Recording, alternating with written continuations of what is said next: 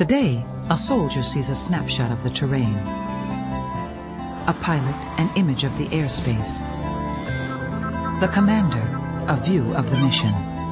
But they're all part of a bigger picture. That's why Boeing is helping create a remarkable network to gather and analyze data from every source, then deliver the right information instantly. So the bigger picture is a safer world. Boeing, forever new frontiers. You talk too much.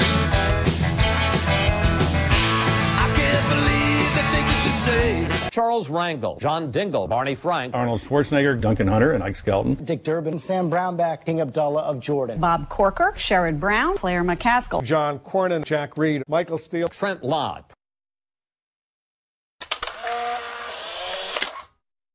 At some point, they're going to have to decide if they want to live in democracy and peace or freedom or not. And right now, it's in doubt. We're reaching a critical point. I think we have to begin to withdraw. I think all of us are looking forward to the Baker-Hamilton report. We should direct the generals on the ground to come up with a redeployment strategy to have our troops out within a year and a half to 2 years. It's in the law that we redeploy this year.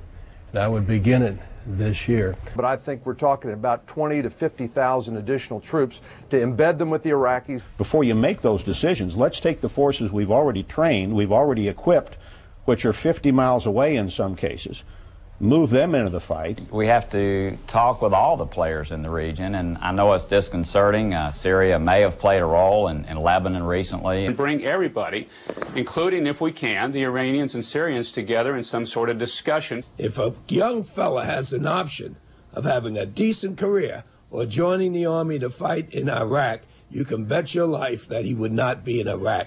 I don't think the draft is the right way to do that. There's one consensus in Washington on an otherwise very polarizing issue. Everybody wants this done by 2008, or at least on the path to being done by 2008.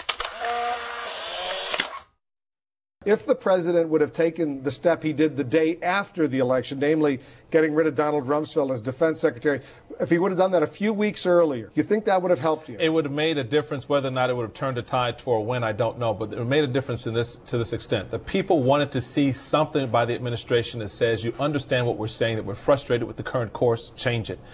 I've been in sort of a liberated mode. Some people say that they hope in my new leadership position I won't give that up. I've had problems with some of the conduct of Karl Rove, but I have a good relationship with the president and most of the people around him. Democrats like winning elections. We want to win elections, and we're going to do our best to do so.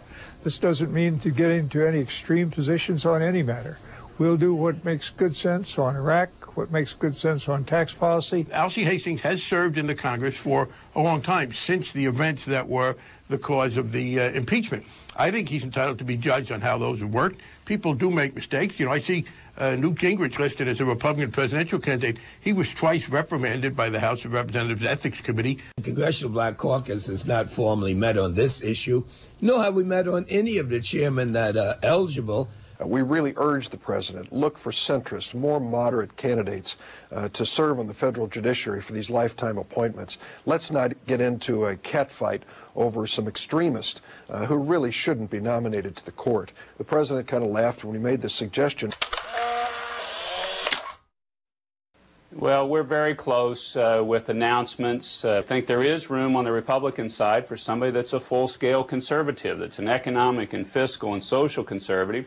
And I think there's room on our side and need in our side to develop some new plays, particularly on the compassionate conservative agenda.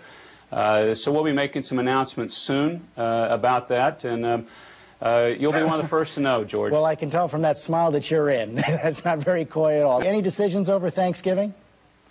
No, not that I know of, although I did speak to Barack just a few days ago in Washington, and I know that he and Michelle are sitting down and making some hard choices at this point. It's an important personal and family decision. People would have you on the short list for the Republican nomination in 2008, but they can't for one reason. You were not born in the United States. Is that fair? Well, I concentrate on the things that I, as an immigrant, was able to do in California and America. I mean, the things that I was able to do, I mean, look at me. Would you consider running for the U.S. Senate against Barbara Boxer? You know, I'm not really thinking about what I'm doing in 2010. I'm not ruling anything out, but I'm not really thinking about any of that.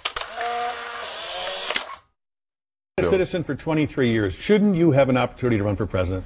Well, you're talking now about complete and total immigration reform, right? You talk too much. I can't believe the things that you say. Imagination is the bridge to the future. Boeing, forever new frontiers.